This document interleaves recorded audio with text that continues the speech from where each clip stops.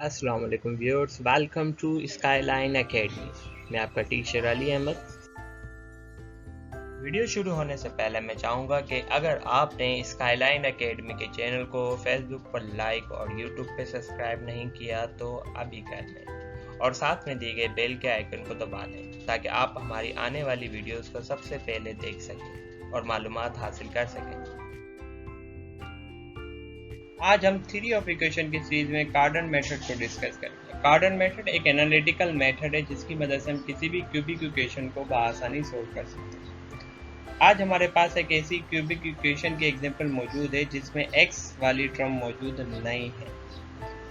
हम इस एग्जांपल को कार्डन मेथड की मदद से सोल्व करने की कोशिश करेंगे। किसी भी क्यूबिक इक्वेशन को कार्डन मेथड से सोल्व करने के लिए हमें इन 7 स्टेप्स का खास ख्याल रखना होगा। हमारे पास एक क्यूबिक इक्वेशन मौजूद है 28x cube minus 9x square plus 1 is equal to 0, जिसको हम इक्वेशन नंबर 1 कंसीडर कर रहे हैं। अब अगर हम इस इक्वेशन का जायजा लें तो इसकी लीडिंग कोएफिशिएंट 28 है और उसके अंदर x वाली टर्म मौजूद नहीं है।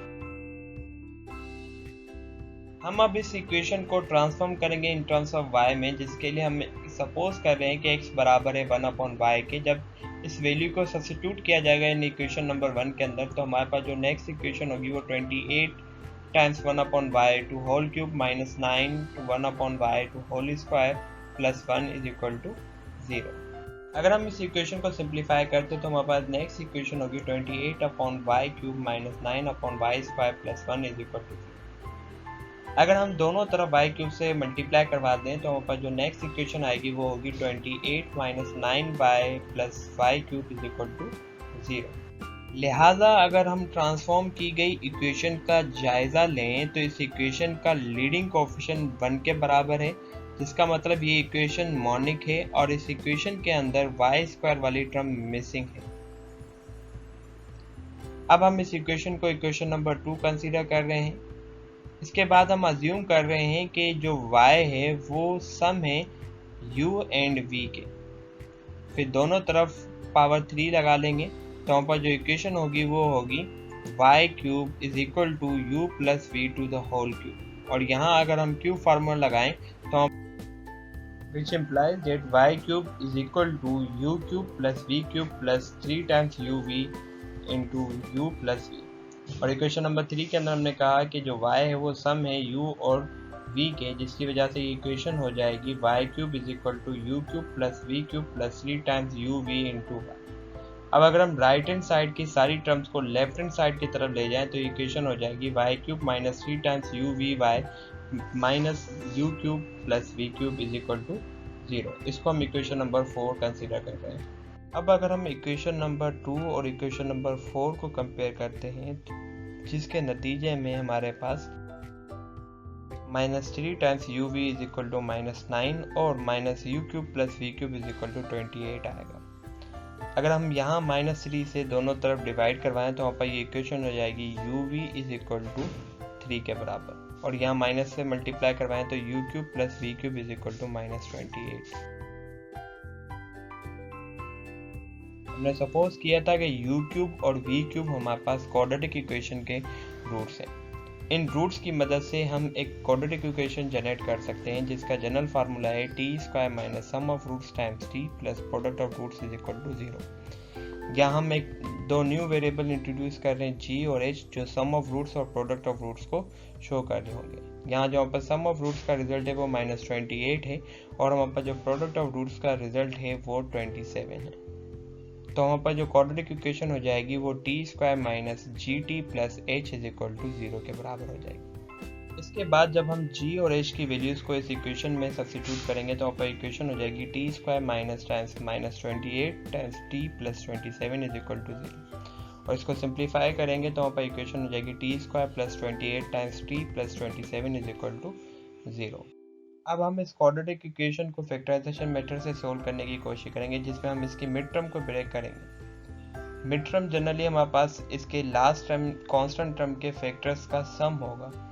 तो 27 के ऐसे फैक्टर जिनको हम सम करें तो 28 आए वो हमारे पास है 1 प्लस 27, और इन दोनों को अगर हम मल्टीप्लाई करें तो 27 आ जाएगा। तो जिसका मतलब ये हमारे पास इक्वेशन हो जाएगी t² plus 1t plus 27t plus 27 is equal to 0। अगर हम यहाँ देखें तो इसकी शुरू की दो टर्म के अंदर t एक कॉमन फैक्टर है और इसकी लास्ट के दो टर्म के अंदर 27 कॉमन फैक्टर है। तो हम इनको कॉमन ले लेंगे तो हमारे पास इक्वेशन हो जाएगी t टाइम्स t प्लस 1 और प्लस 27 टाइम्स t प्लस 1। इसके बाद भी अगर हम देखें तो इसके ये जो फैक्टर है t प्लस 1 ये दोनों टर्म्स के अंदर कॉमन है, तो इसको हम कॉमन ले लेंगे तो हमारे पास दो फैक्टर्स क्रिएट हो जाएंगे 1 प्लस t और t plus 27 is equal to 0। या तो t प्लस 1 फैक्टर 0 के बराबर होगा या फिर t प्लस 27 फैक्टर जो है वो 0 के बराबर होगा। अगर आप इसको सिंप्लीफाई करें तो हमारे पास t बराबर हो जाएगा -1 के और t बराबर हो जाएगा -27 के। हमारे पास दो रूट्स आए थे तो हम इन दोनों रूट्स को अलग अलग तरह से लेबल करेंगे। पहले रूट्स को t1 और दूसरे रूट को t2 से लेबल करेंगे। यहाँ t1 u क्यूब के बराबर और यहाँ t2 जो है वो v क्यूब के बराबर है, क्योंकि हमने अज्यूम किया था कि u क्यूब और v क्यूब हमारे पास क्वाड्रेटिक इक्वेशन के रूट्स हैं। तो u क्यूब -1 के बराबर और v क्यूब -27 के बराबर। अगर हम दोनों तरफ क्यूब रूट लगाएंगे तो हमारे पास u बराबर हो जाएगा -1 के और v बराबर हो जाएगा -3 के। फिर जब हम इक्वेशन नंबर 3 को देखें तो वहाँ हमने अज्यूम किया था कि y जो है वो सम होगा u और v के। जब हम u और v की वैल्यूज को सम करेंगे तो हमारे पास जो y आ जाएगा वो -4 के बराबर हो जाएगा, जो कि ट्रांसफॉर्म की गई इक्वेशन का एक रूट है। और इस ट्रांसफॉर्म की गई इक्वेशन के बाकी दो रूट्स हम इन इक्वेशंस की मदद से फाइंड कर सकते हैं, जहां पर ओमेगा और ओमेगा स्क्वायर दो कॉन्जुगेट कॉम्प्लेक्स नंबर्स हैं। तो अगर हम u और v की वैल्यूज को इस इक्वेशन में सब्स्टिट्यूट करें तो -1 omega plus -3 times omega square, और ओमेगा की वैल्यूज को सब्स्टिट्यूट करने के बाद अगर हम इसको सिंप्लीफाई करेंगे और तो हमारे पास जो सेकेंड रूट होगा वो होगा 4 माइनस आयोटा 2 टाइम्स रेडिकल 3/2। और यहाँ अगर हम 2 को कॉमन ले लें और उसको कैंसिल आउट करें तो हमारा जो सेकेंड रूट हो जाएगा वो 2 माइनस आयोटा रेडिकल 3 होगा। इसी तरह हम ट्रांसफॉर्म की गई इक्वेशन का तीसरा रूट भी फाइंड कर सकते हैं। यहाँ पर u और v की वैल्यू को सब्स्टिट्यूट करेंगे, उसके बाद ओमेगा और ओमेगा के स्क्वायर की वैल्यूज को सब्स्टिट्यूट करने के बाद इसको सिंप्लीफाई करेंगे तो हमारे पास जो थर्ड रूट आएगा वो होगा 4 प्लस आयोटा 2 टाइम्स रेडिकल 3/2। और यहाँ अगर हम 2 कॉमन लेके कैंसिल आउट करें तो आपका जो थर्ड रूट आएगा वो होगा 2 प्लस आयोटा रेडिकल 3।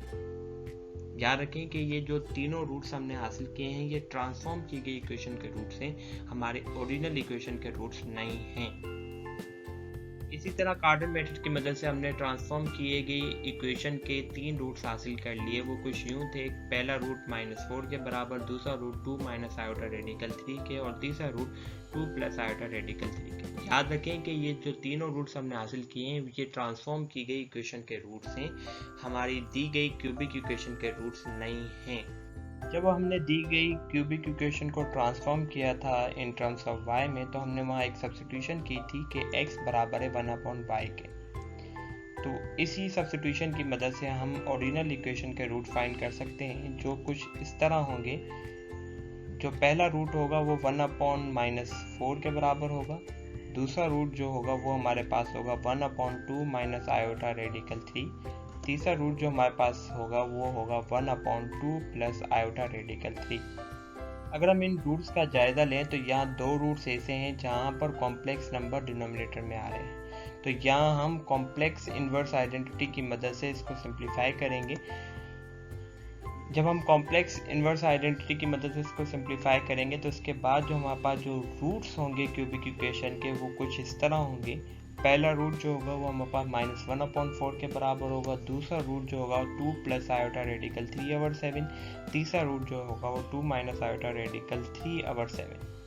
अब अगर हम इस क्यूबिक इक्वेशन के ग्राफ की मदद से इसको देखें तो यहाँ हमारे पास एक रूट रियल है और दो रूट्स कॉम्प्लेक्स हैं। तो ये रियल प्लॉट में इसका ग्राफ कुछ इस तरह होगा और कॉम्प्लेक्स प्लेन में इसका जो ग्राफ होगा वो कुछ इस तरह होगा। अगर आपको ये वीडियो अच्छी लगी हो तो लाइक करें और अपने दोस्तों के साथ शेयर करें और कमेंट्स की मदद से अपनी राय का इजहार करें।